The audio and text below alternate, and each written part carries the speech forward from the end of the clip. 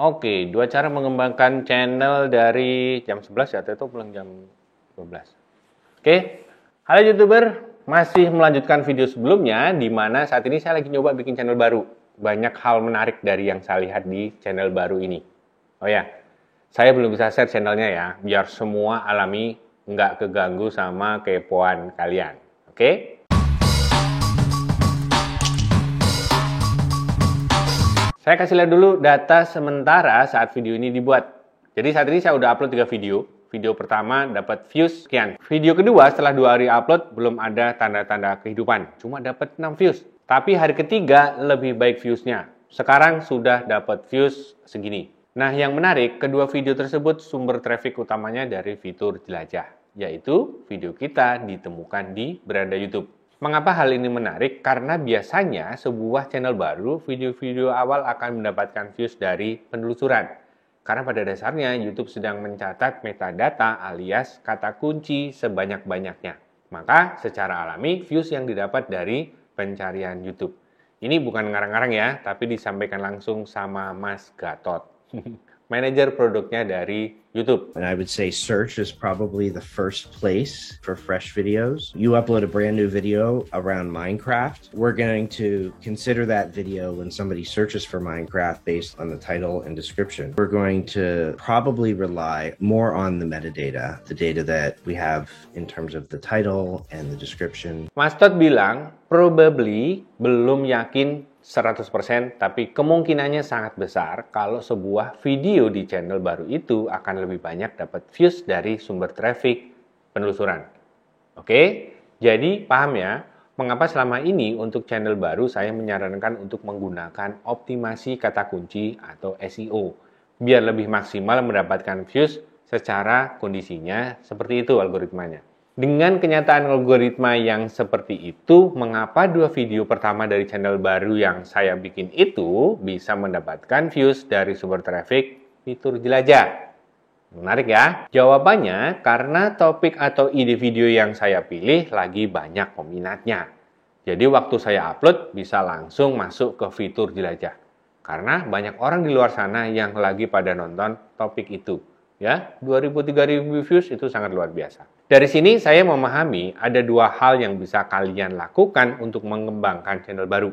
Gimana dengan channel lama yang stuck, nggak jalan-jalan juga? Menurut saya sangat layak untuk dicoba. Oke, channel baru atau channel lama yang mandek nggak kemana-mana nih pakai cara ini. Oke, balik lagi ke channel yang saya bikin. Saya menggunakan SEO untuk judul dan deskripsi di 3 video tersebut. Dengan harapan sesuai dengan algoritma yang disampaikan oleh Mas Gatot tadi. Ini adalah cara pertama. Cobalah menggunakan SEO untuk video kalian. Terutama di judul dan di deskripsi. Bagian tag udah nggak terlalu pengaruh ya. Pakai boleh nggak juga nggak apa-apa. Judul dan deskripsi. Bisa pakai Cubadi kalau mau coba. Tidak harus perfect banget ya nyari skornya. Karena tujuan utamanya membuat YouTube paham topik video kita tentang apa. Nah, apakah dengan SEO ini kemudian video kita otomatis rame? Ya kan? Tar dulu mas. Semua tergantung jenis channelnya. Ada channel yang orang nggak banyak search alias yang nyari di penelusuran sedikit. Nggak mungkin kan? Kalau yang nyari aja sedikit, ya nggak mungkin dong langsung rame. Ini dibutuhkan kesabaran. Channel DNJC dulu butuh waktu berbulan-bulan dan puluhan video sebelum mulai banyak orang yang nyari gimana cara jadi YouTuber. Saat itu terjadi, video kita akan kesamber. Oke? Jadi sabar. Kecuali kalau yang lagi nyari topik itu banyak, ya bagus. Apalagi kalau didukung thumbnail yang bagus, ditemukan orang, diklik. Oke, itu tahap pertama. Yang bisa diupayakan biar video kita mulai dikenali YouTube. Kalau langkah ini mulai ada hasilnya, sudah dapat sumber traffic dari penelusuran, tahapan selanjutnya adalah mendapatkan rekomendasi. Caranya gimana? Perhatiin kualitas videonya. Tidak ada cara lain. Saya ulang ya. Tahap pertama dikenali, ditemukan, diklik. Tahap selanjutnya, YouTube akan menilai performa video kita dari daging dari sebuah konten. Dari daging dari sebuah konten. Yaitu isi video. Oke? Bikin video yang ada manfaatnya, ada value-nya, disimak, menghibur, informatif, dan sebagainya. Rajin-rajinlah pelajari bagaimana membuat video yang menarik. Caranya gimana? Lihat yang sudah ada. Tinggal cari, lihat yang views-nya rame, lihat yang views-nya sepi, amati, dan kembangkan dari situ. Itu yang paling gampang. Kalau kalian udah upload beberapa video, amati juga dari situ. Mana yang grafik retensinya turun, yang naik bagian apa. Nanti akan ketemu formula video yang paling baik untuk channelmu. Tinggal masalah kamu mau susah payah belajar atau enggak. Jadi, sebuah video setelah melewati tahap pertama, yaitu ditemukan dan diklik, YouTube akan menilai kepuasan penonton. Apakah kemudian layak untuk direkomendasikan atau enggak. Kalau penonton kebanyakan puas, YouTube akan merekomendasikan ke penonton baru. Kalau enggak, ya rekomendasinya terbatas. Atau malah berhenti sama sekali. Di sini biasanya muncul masalah baru untuk sebuah channel baru. Karena penonton belum biasa, mereka biasanya menonton masih setengah hati. Masih coba-coba, icip-icip. Demikian juga dengan kreatornya, masih belum paham benar apa sih maunya penonton. Jadi masih dalam tahap testing. Di channel baru yang lagi saya coba, bikin juga sama. Saya masih mengamati apa yang menjadi kesukaan penonton atau apa yang memuaskan penonton di video ini. Walaupun secara minat saya sudah. Masalah lainnya tentu saja ada di pembuatan konten. Untuk pemula, pastinya juga masih belajar kan bikin video, syuting, editing, dan seterusnya.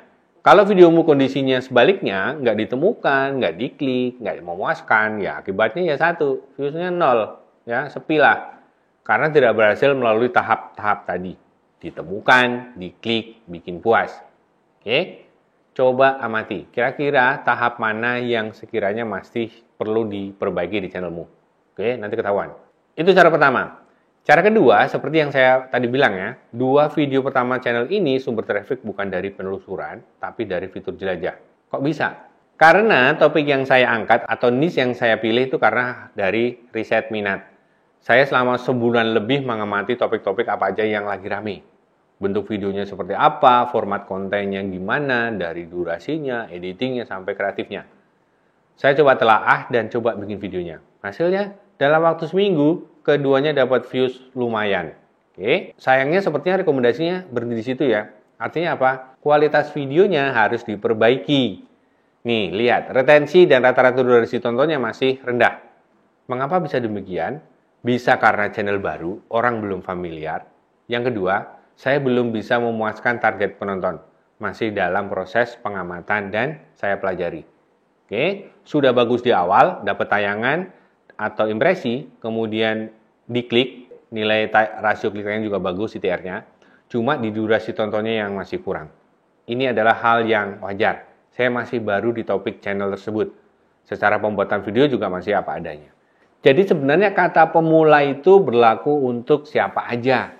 Walaupun udah pengalaman bikin channel, tapi saat bikin dengan target penonton baru, semua jadi pemula. Karena setiap target penonton, setiap niche punya jenis kepuasan beda-beda. Makanya mau pakai trik teknik setting atau apalah itu ya, akan percuma kalau bagian pentingnya nggak dipikirin, yaitu minat dan kepuasan mereka. Nanti saya simpulkan ya, biar kalian enak ingetinnya. Tapi sebelumnya saya mau share sekalian bagaimana bagian mendeteksi atau mengenali minat penonton. Agar cara kedua ini bisa kalian praktekin. Siap? Sebenarnya ada banyak cara untuk bisa kalian mendeteksi ya, apa yang lagi jadi minat di suatu topik. Tapi tergantung dari jenis channelnya sebenarnya. Misalnya kalian membuat channel dengan topik yang jadi passion atau dari keahlian, itu akan lebih mudah.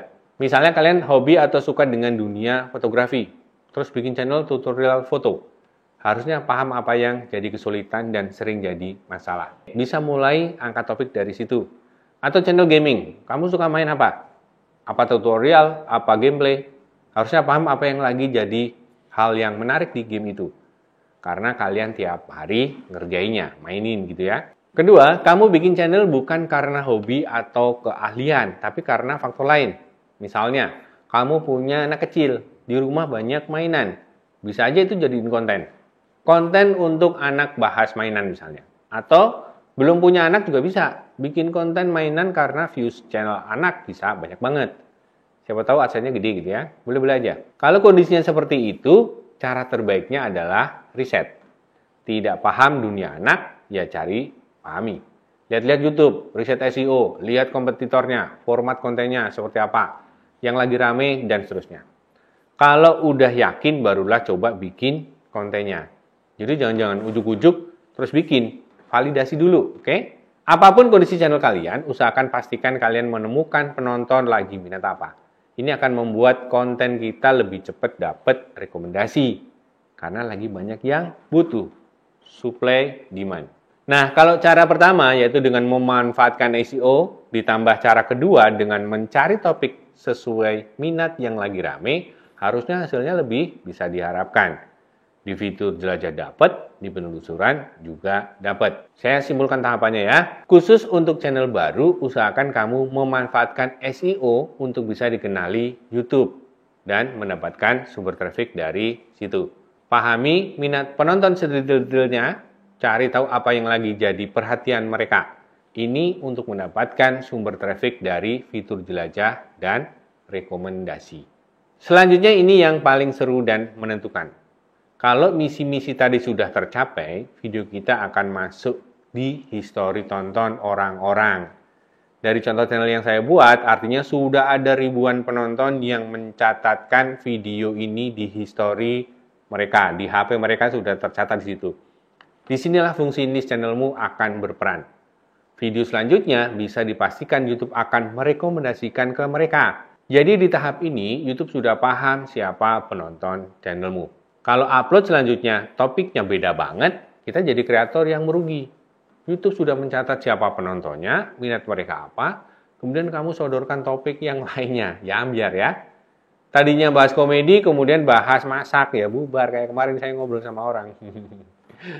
Itu 5 tahapan, kok 5 sih? Ya 2 apa 5 ya? Oke, itu yang bisa diupayakan ya, tinggal bagaimana kalian mengeksekusi. Yang butuh bantuan saya, bisa kunjungin kelasdedisi.com. Banyak program mentoring di sana. Semoga bermanfaat. Sampai ketemu lagi.